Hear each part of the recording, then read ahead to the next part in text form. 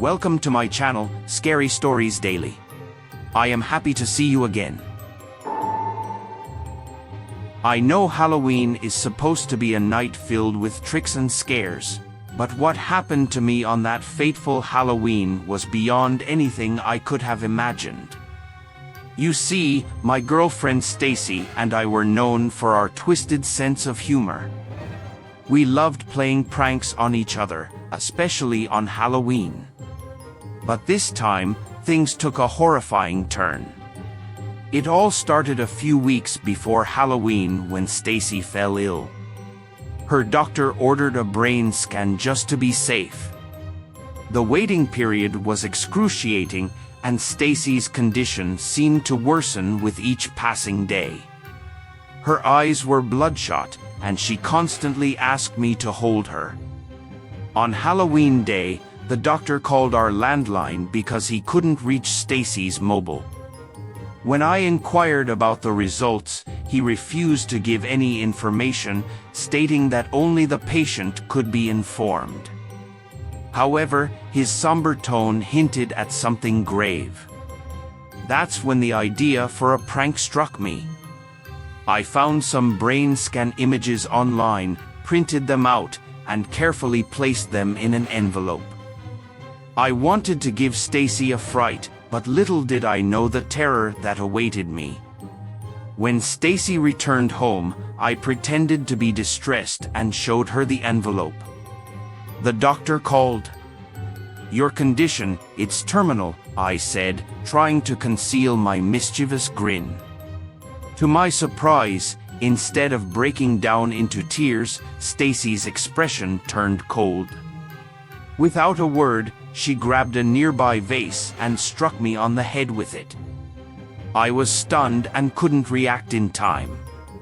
Darkness engulfed my senses, but amidst the haze, I heard Stacy whisper, "I love you." Confusion filled my mind as I struggled to regain consciousness. When I finally managed to open my eyes, I found myself bound and gagged. Stacy had the barrel of a pistol pressed against our temples, her grip unwavering. She explained that she couldn't bear the thought of me moving on without her, starting a new family. "We have to go together," she repeated, her voice filled with desperation. I mustered the strength to scream, "It's just a prank." Stacy recoiled in shock. I quickly reassured her that the doctor had implied she would be fine, and this was all just a twisted joke. For a few agonizing moments, she didn't say a word, the realization sinking in. Then, a forced smile appeared on her face, and she suggested we forget about the whole ordeal and enjoy a nice dinner. As Stacy made her way to the kitchen, I sat there, breathless and shaken.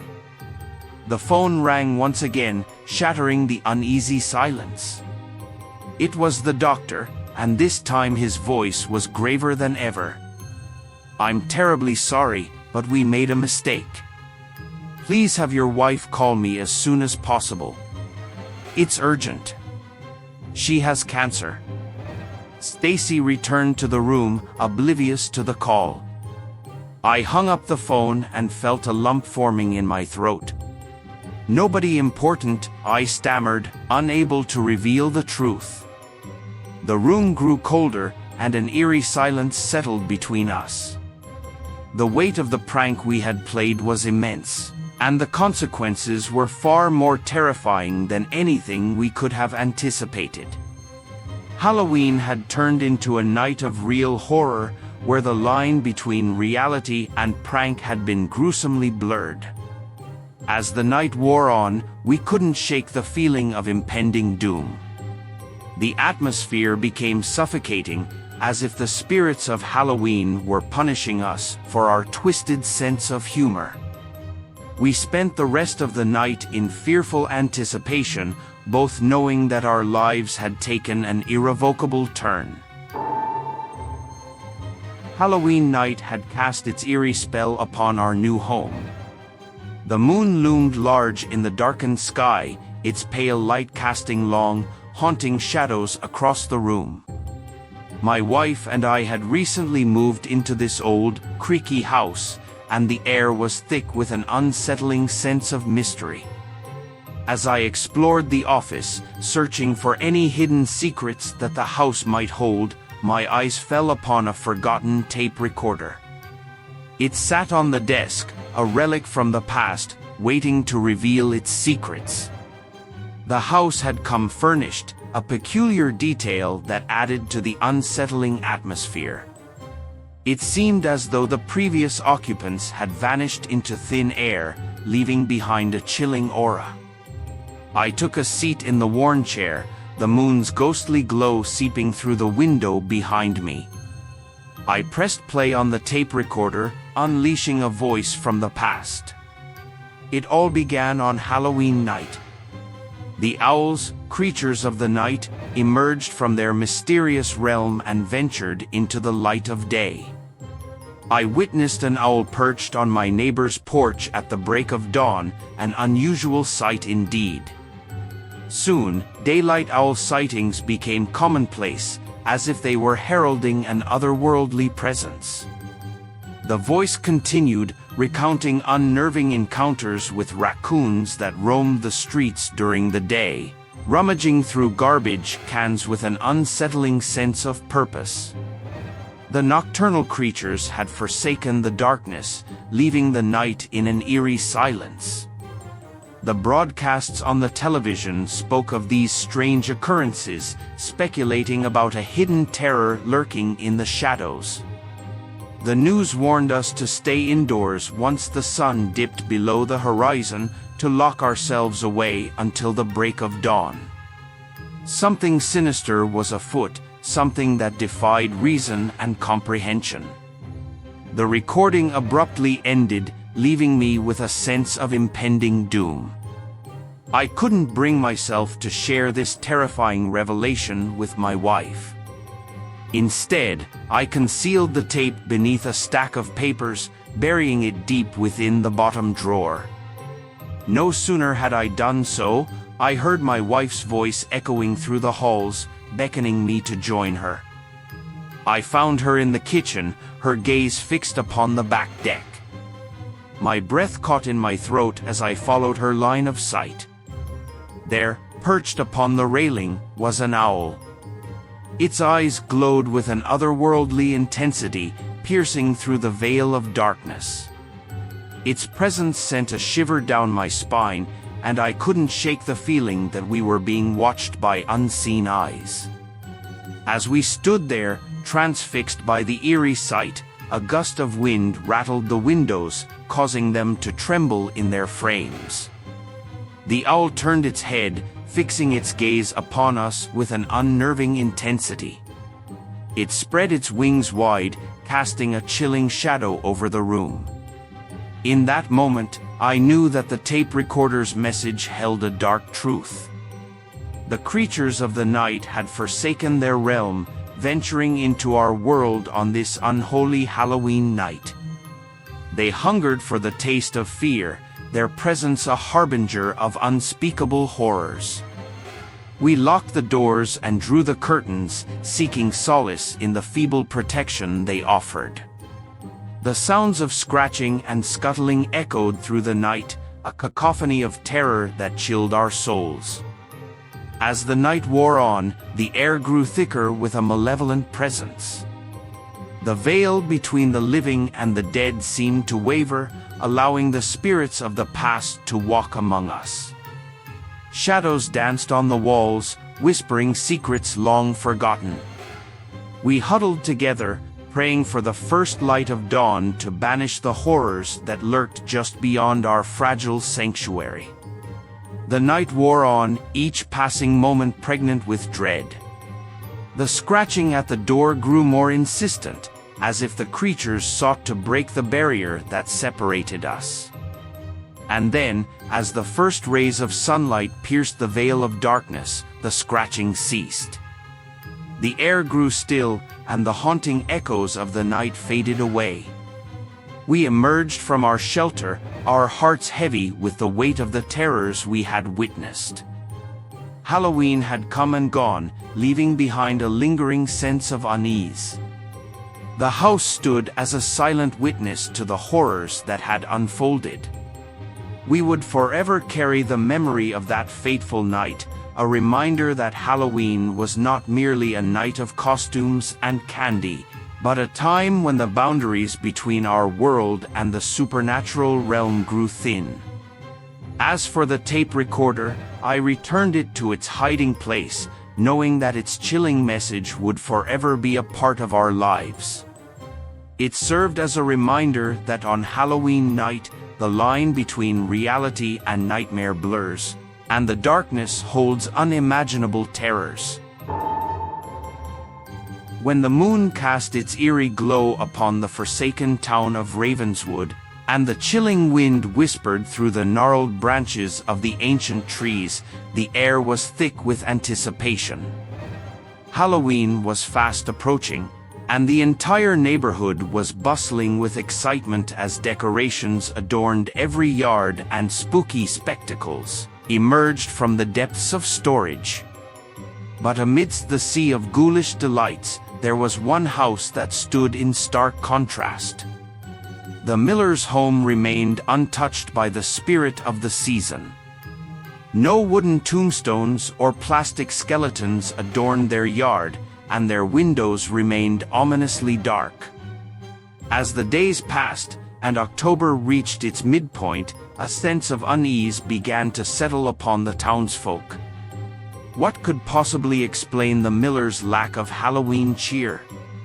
Determined to break through the veil of mystery, the townspeople rallied together in an attempt to bring the spirit of Halloween to their new neighbors. Gene Wilcox, renowned for his culinary expertise, crafted a batch of his special pumpkin cream cheese cupcakes. Armed with inflatable ghosts and an animatronic witch, he approached the miller's doorstep, hoping to share the joy of the season. But his kind gesture was met with a cold rejection as Amy Miller slammed the door shut. Undeterred, Matilda Hawthorne, the town's unofficial Halloween ambassador, took it upon herself to enlighten the Millers. Armed with bright orange flyers, she arrived at their doorstep, offering a glimpse into the town's peculiar Halloween traditions. However, the Millers seemed oblivious to the significance of the holiday. Frank Miller's response sent chills down Matilda's spine. "We don't celebrate Halloween." The revelation spread like wildfire through the town, leaving its inhabitants bewildered and disturbed.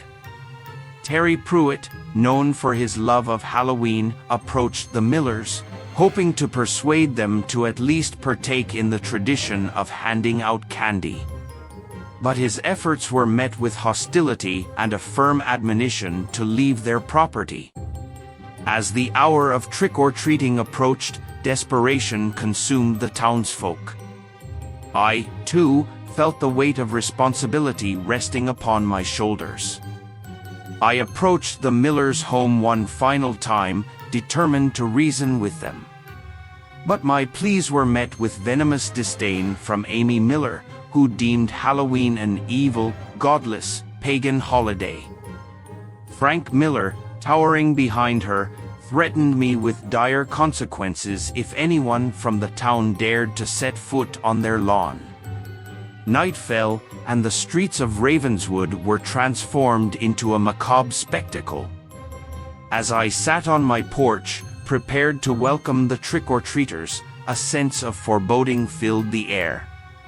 The Miller's house loomed dark and silent, a stark contrast to the vibrant homes around it.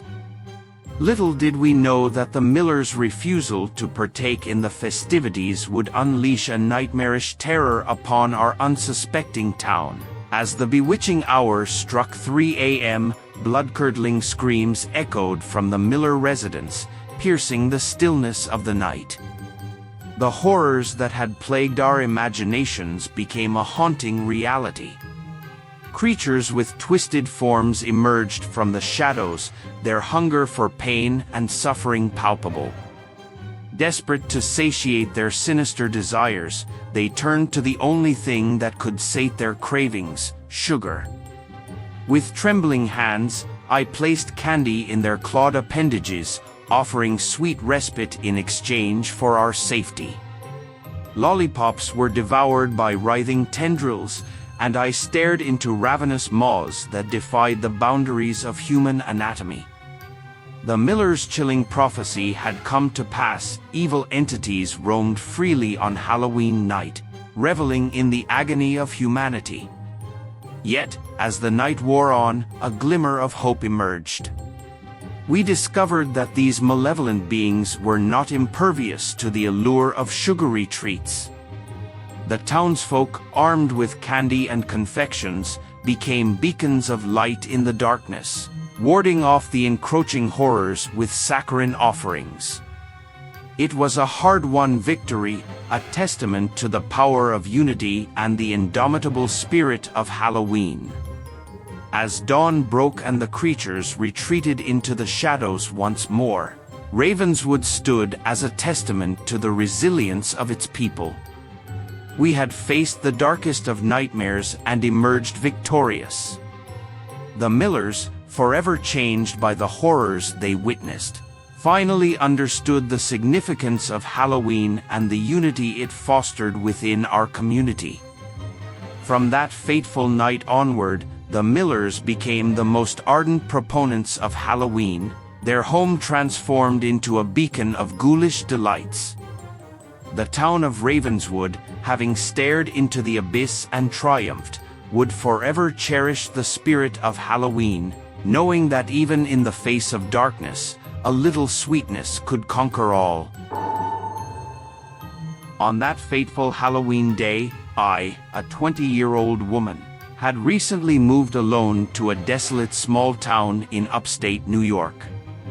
Seeking a fresh start, I ventured into the unknown, unaware of the horrors that awaited me.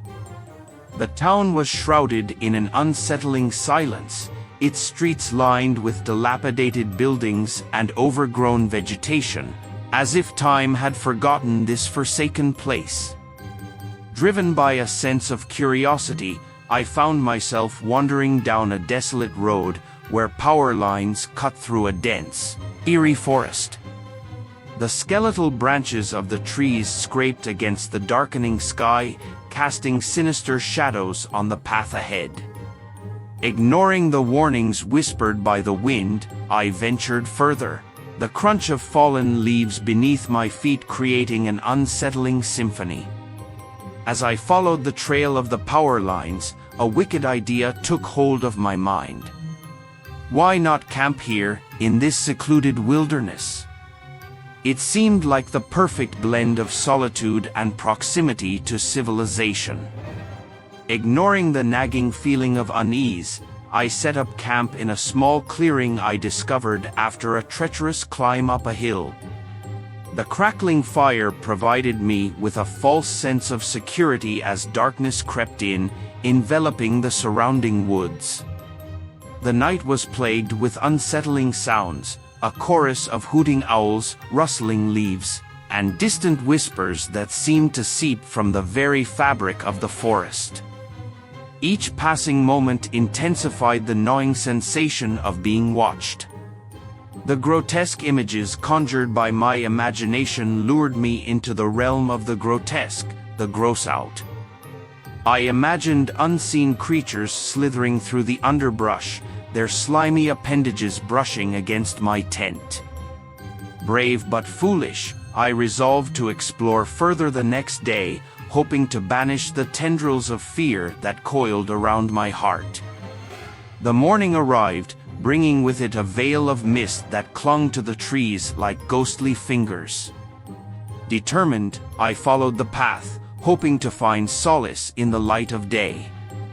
After walking for what seemed like an eternity, I stumbled upon another trail, leading me deeper into the heart of the forest.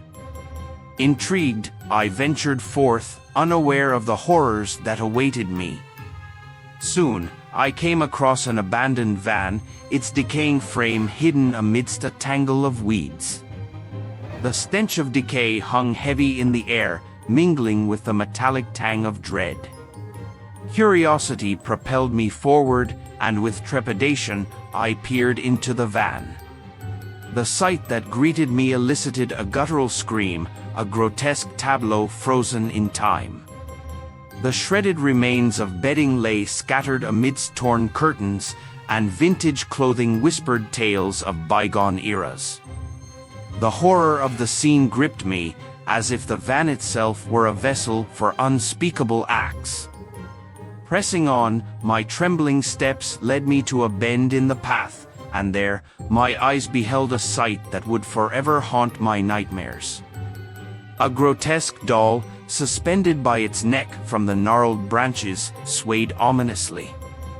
Its hollow eyes seemed to pierce my soul, a macabre sentinel guarding the secrets of the woods.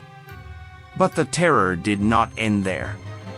Adjacent to the doll, an overgrown garage stood like a portal to the abyss. And beyond it, an immense cage-like structure loomed, constructed from twisted metal pipes. The terror surged through my veins as I realized the cage could hold a man, a prisoner of unspeakable horrors. More dolls, like twisted effigies, adorned the structure, their lifeless eyes staring into infinity. Fear consumed me, overpowering all rational thought.